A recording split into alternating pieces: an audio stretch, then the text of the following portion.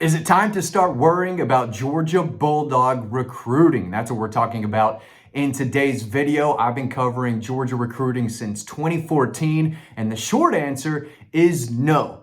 It is just late April, right? It is May. Nothing right now is set in stone. Georgia has 6 commitments. We're going to talk about all of those guys. We're going to talk about where Georgia sits with some of their 5-star targets, what to expect from Georgia's 2026 class, and why there's no need. There's no need to worry right now about where Georgia is and what they're doing on the recruiting trail, because I know there's a lot of Georgia fans out there, some that still follow recruiting, and they're looking at the commit list. They're seeing just 2 4-stars, 4 3-stars, and they're wondering, where are the big fish, right? Is Georgia going to land Jared Curtis? How many 5-stars are they going to get? Is this going to be another elite recruiting class?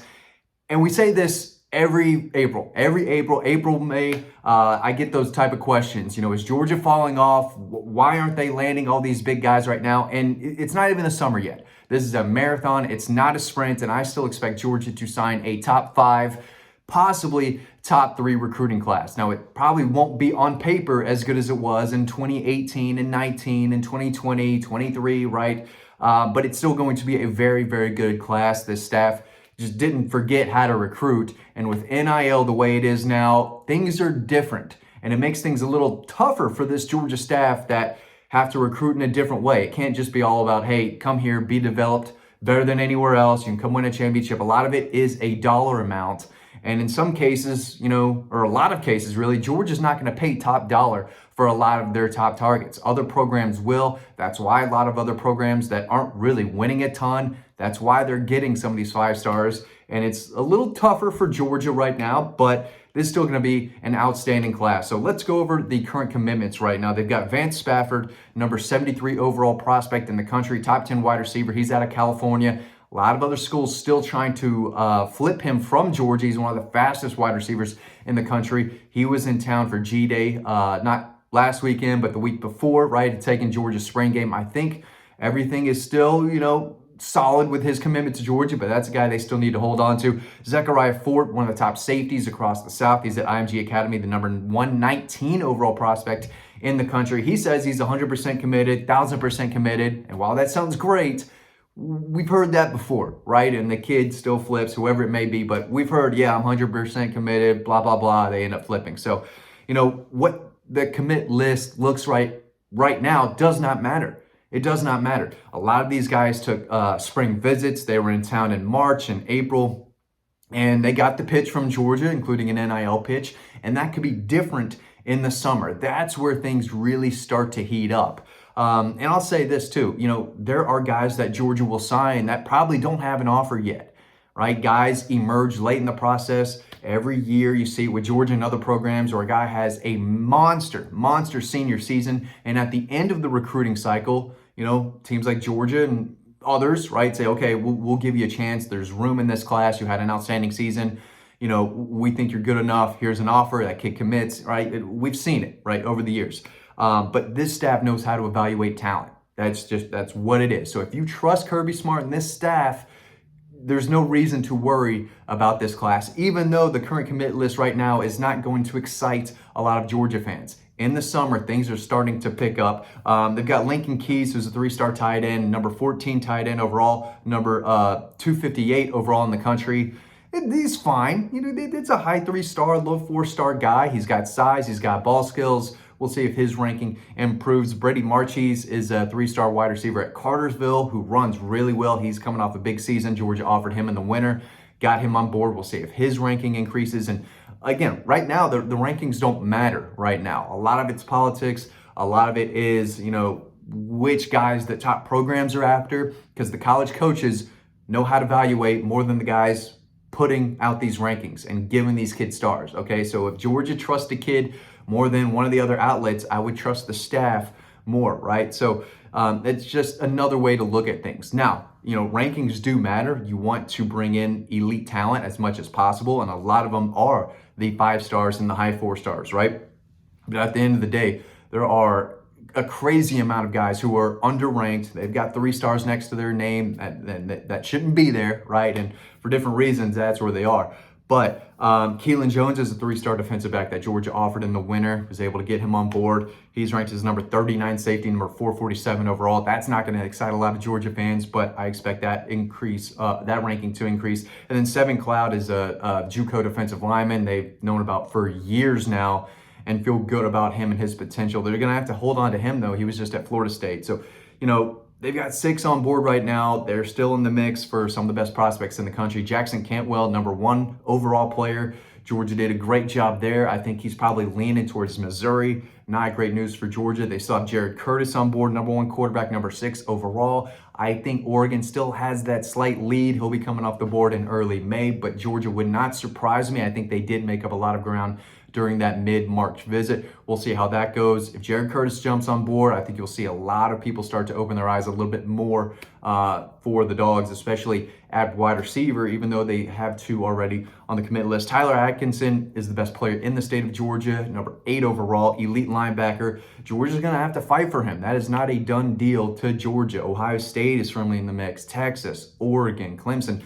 There's a lot of schools that love Tyler Atkinson for a good reason, and he's taking these visits. He is going about the process in a professional manner. So if Georgia lands him, they're still going to have to fight off a lot of big-time programs, but he's the guy that I think Georgia sits in a good position for. Savion Heiter, number 1 running back, number 11 overall. Georgia's going to have to fight off the likes of Ohio State and Michigan and Tennessee for him, but they've done a good job in his recruitment. Would not shock me if he ended up at Georgia, but that's still going to be a fight. Brandon Arrington is a guy who is in town in late March, number 1 cornerback in the country, an elite defensive back.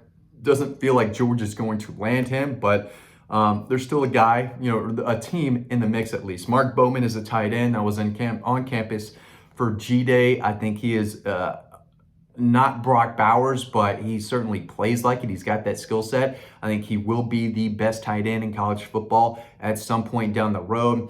Looks like Georgia's going to have to fight off Texas, Oregon, USC for him, but they're still in the mix, and he's coming off a fresh visit, so still a guy to know. Caden Prothro is a top 30 player in the country. He's a big pass-catching tight end. He's an in-state guy at Bowdoin High School. He's a guy to keep an eye on that I think Georgia can land. Derek Cooper is a versatile running back, one of the best running backs in the country. Georgia had him on the commit list for a cup of coffee or 2 back last summer, but he's a guy that I can still see Georgia landing. That should be a Georgia-Miami battle. He's down there from Miami. If NIL plays a factor, I think Miami will probably write a bigger check, but we'll see if things change during his official visit in the summer. And that's where a lot of guys will make their decisions. What happens during those official visits this summer with all these schools? Then they talk about it. Then most of the time they'll commit in July. A few will wait till signing day, and of course a few guys will still emerge. There's guys that Georgia hasn't offered yet that will over the summer during the camp circuit, and then they'll push for them, right? It happens. So it's way too early to stress out or worry about Georgia's 2026 class. There's a lot of guys still very interested in Georgia that are some of the best players in the country.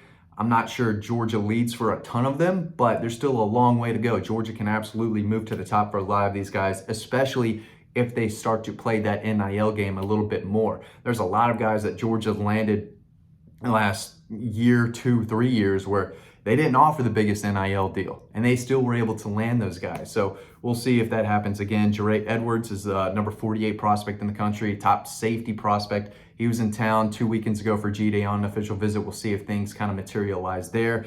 PJ Dean is the top 50 overall prospect in the country. Offensive line, defensive line. He's out of West Forsyth High School in North Carolina, related to Jared Wilson, Georgia's former center.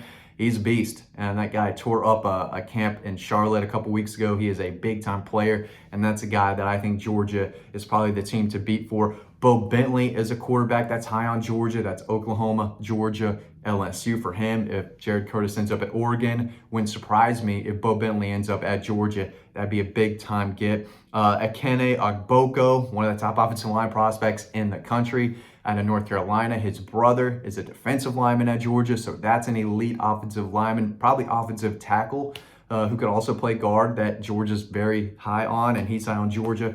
Jordan Smith is a high 4-star safety, top 100 prospect in the country out of the middle of the state. Warner Robbins, He's a guy to keep a close eye on. I think Georgia's the team to beat for him. Caden Harris is a top 100 cornerback. He's from Tennessee that likes Georgia a lot. Kamari Brooks is a top 100 prospect out of North Oconee off the edge. He's a guy that I think Georgia probably leads Alabama for right now. So this is going to be a very, very good class. Again, this staff didn't just forget how to recruit. It might not be number one, it might not be number two, and maybe it's not number three. I mean, there's a long way to go, but I still expect another top 5 class. No reason to worry, because I know that's what Georgia fans do. They're worried about the team, they're worried about recruiting, they're looking at the commit list, even though it's in April still. We're just in April, haven't even hit May yet.